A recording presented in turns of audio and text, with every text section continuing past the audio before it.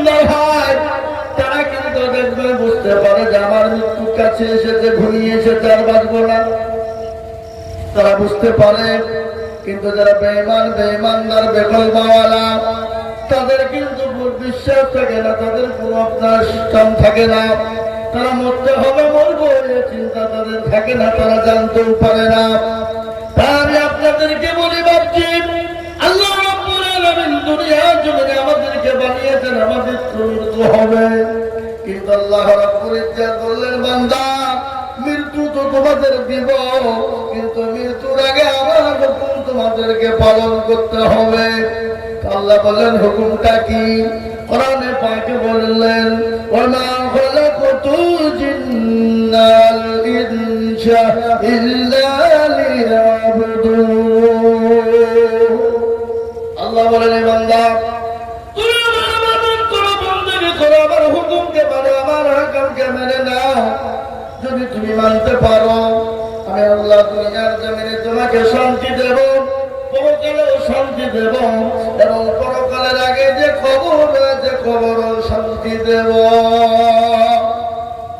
আমাদের মরণ পড়ে যায় কিন্তু খবর কিনা, ঠিক কিনা ধরুন, খবর কিনা খবর। কিন্তু মুসলমানদের ওদের আমার ভাইরা, ও আল্লাহওয়ালারা, ও নবীর প্রেমিকেরা, আজকে আমাদের মুসলমানদের কবর থেকে ভয় হয় না, মন চাই না কবরে শুভ। কিন্তু একবার বলুন তো, আপনার দাদা দাদি, আপনার বাপ মা, আত্মীয় স্বজন, ছেলে মেয়ে অনেকেই চলে গেছে, আমাদেরকে একদিন ওই জায়গায় থাকতে হবে, হবে কিনা?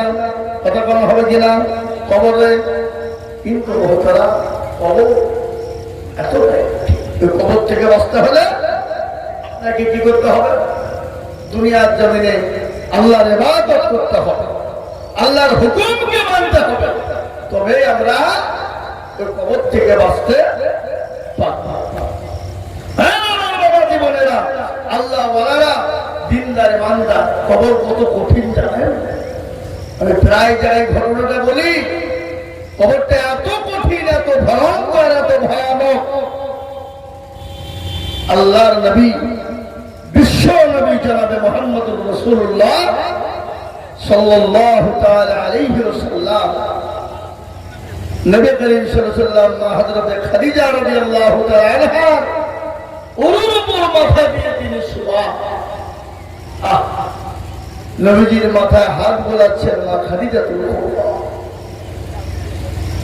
নবীকে বলছেন, ইয়া রাসূলুল্লাহ, ও আল্লাহর হাবিব, আপনি কথা বলাচ্ছেন।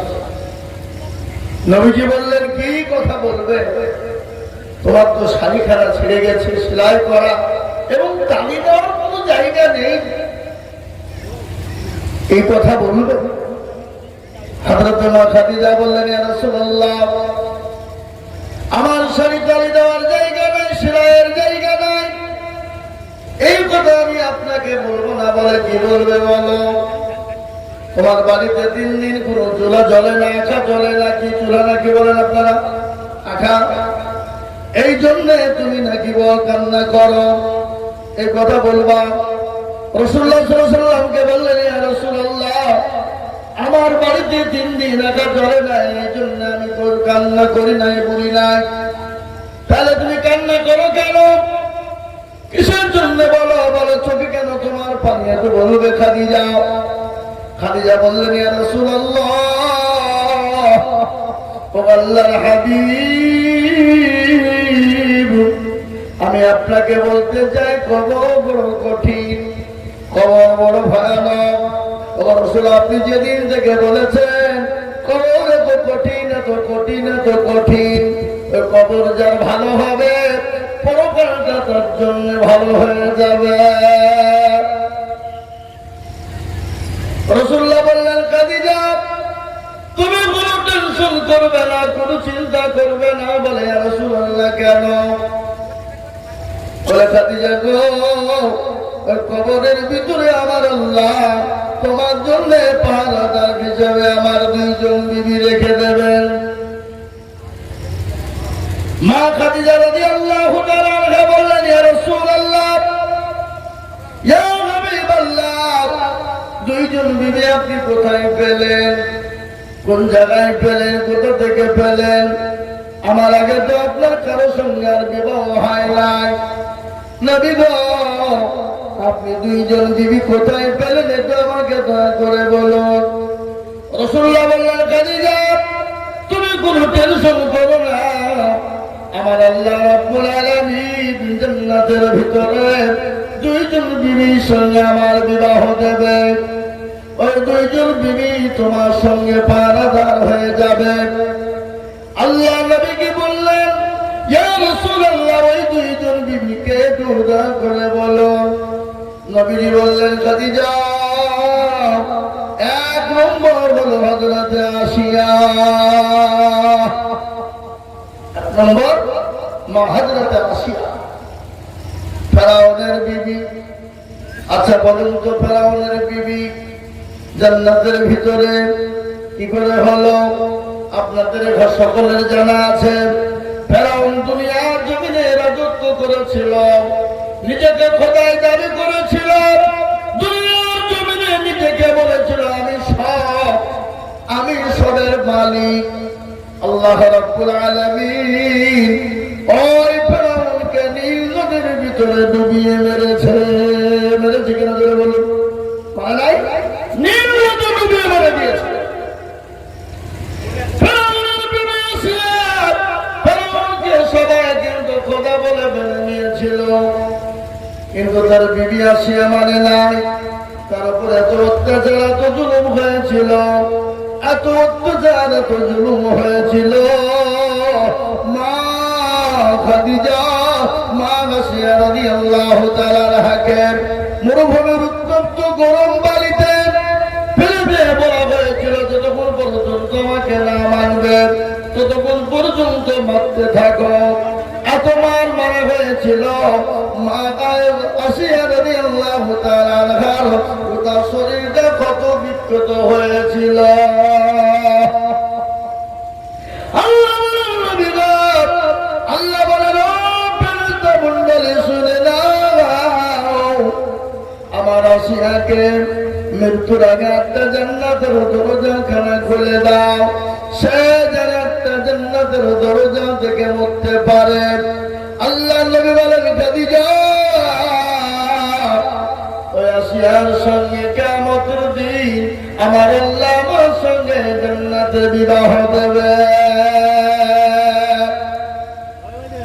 দুই নম্বর, বিশ্ব নবী সাল্লাল্লাহু আলাইহি ওয়াসাল্লাম বললেন, ও খাদিজা শুনে নাও, আমার দুই নম্বর বিবি কে হবে? হযরত ঈসা রুহুল্লাহ আলাইহিস সালামের আম্মা জান, যে পুত পবিত্র, যার নাম হলো মারিয়াম আলাইহিস সালাম।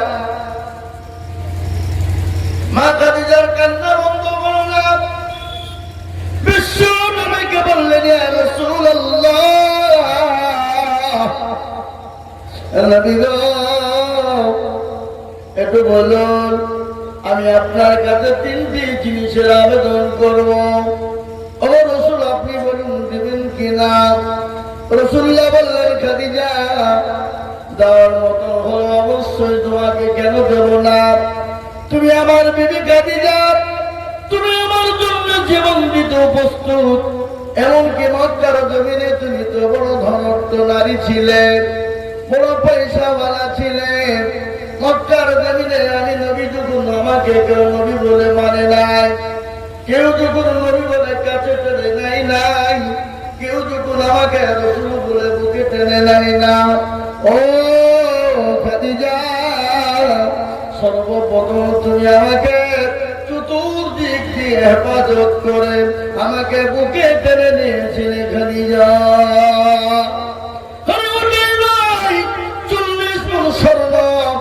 আমার কথা তুমি তুলে দিয়েছিলে। কোনদিন জিজ্ঞাসা করনি রাসূল, এই 40 গুণ স্বর্ণ কোথায় খরচ করলেন? ও খাদিজা বলো তুমি কি চাও, কি তিনটে জিনিস তুমি চাও বলো। বলে, ইয়া রাসূলুল্লাহ, আমি যখন মারা যাব, কিন্তু ভালো করার একটু শুনি। মা খাদিজাতুল কুবরা যে রব্বুল আলামিন আমার নবীজির বিবি মা খাদিজা রাদিয়াল্লাহু তাআলার হাত জন্য কবরে পাহারাদার দেবে বলেছেন দুইজন, তারপরও চোখের পানি থামে নাই। খালি এটাই নাই, আল্লাহ নবী সাল্লাল্লাহু আলাইহি ওয়াসাল্লাম যেখানে জাবালে নূর যে পাহাড়, সে পাহাড়ের উপর নবীজি যখন তওয়াফ করতেন, মা খাদিজাতুল কুবরা আল্লাহ নবীর কাছে তিনি প্রতিদিন 2 বার করে যেতেন। কিছুদিন পরে আল্লাহ রাসূল সাল্লাল্লাহু আলাইহি ওয়াসাল্লামের কাছে গেলেন, আপনার হানাপুরি দিয়ে ওই পাহাড়ের উপরে উঠতেছে মা খাদিজা। বিশ্ব নবী নবী রাহমাতাল লিল আলামিন মা খাদিজার দিকে তাকায় আর মুচকি হাসে। মা খাদিজাতুল কুবরা পৌঁছে গেলেন, রাসূলুল্লাহকে বললেন, ইয়া রাসূলুল্লাহ, নবী গো আমি আর চলতে পারি না, শরীরটা বড় অসুস্থ। রাসূল আমি বড় হয়ে গেছি, আর চলতে পারি না, শরীরটা বড় খারাপ। আল্লাহ নবী বললেন, মা খাদিজার দিকে তাকায় মুচকি মুচকি হেসে যায়। মা খাদিজা বলেন, ইয়া রাসূলুল্লাহ আপনি আমাকে দেখে মুচকি মুচকি হাসেন নবী। রাসূলুল্লাহ বলেন, খাদিজা আমি এর জন্য হাসি নাই। বলে কেন আপনি হাসলেন?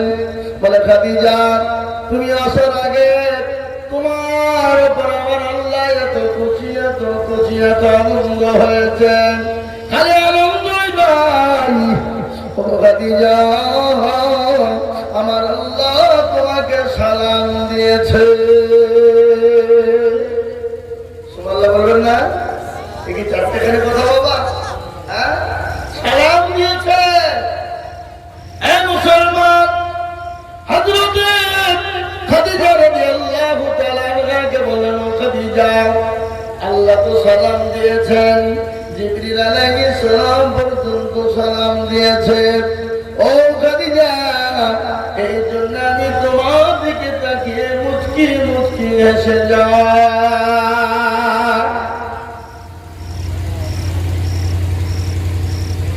মা খাদিজা বলেন, ইয়া রাসূলুল্লাহ আমি তো উত্তর কি করে আল্লাহর সালামের উত্তর আমি কি করে দেব আমি তো জানি না।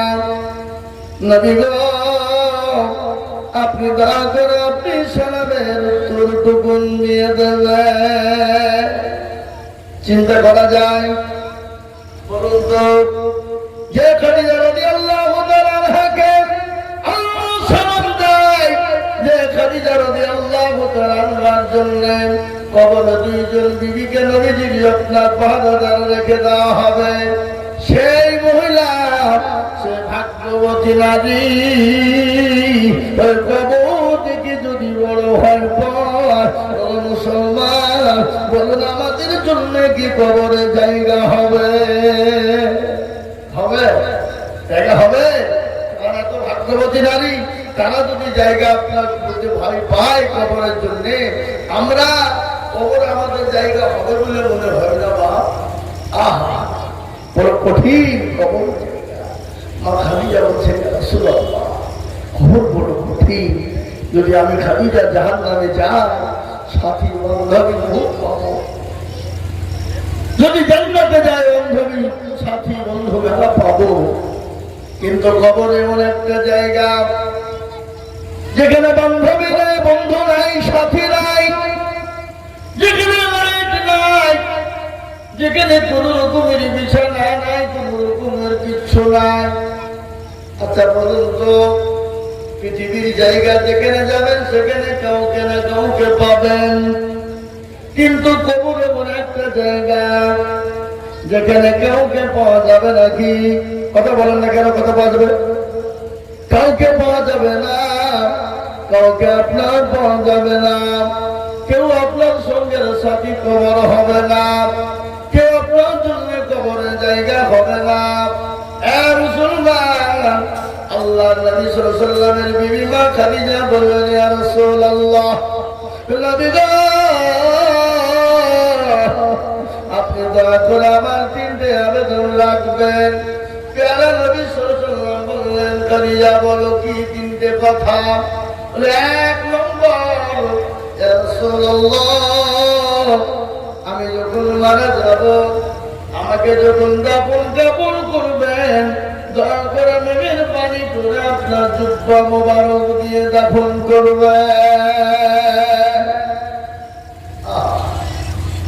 রাসূলুল্লাহ বললেন, খাদিজা তুমি এত দিলে, ইসলামের জন্য সব বিলিয়ে দিলে, আমি যদি পুরনো জুব্বা দিয়ে তোমার কাফন বানিয়ে দিই, লোকে কি ভাববে, মানুষ কি বলবে?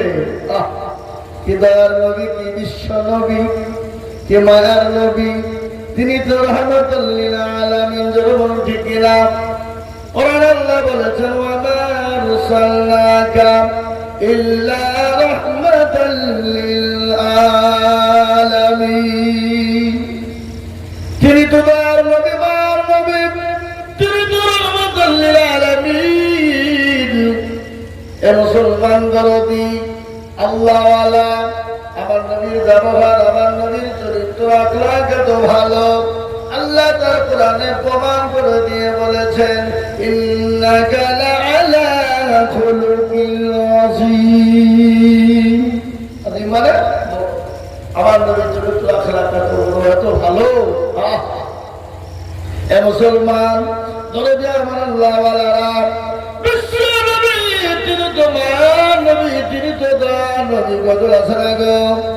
আল্লাহর নবী, মায়ার নবী গো, আপনি নবী আমার জীবনের জীবন। আল্লাহর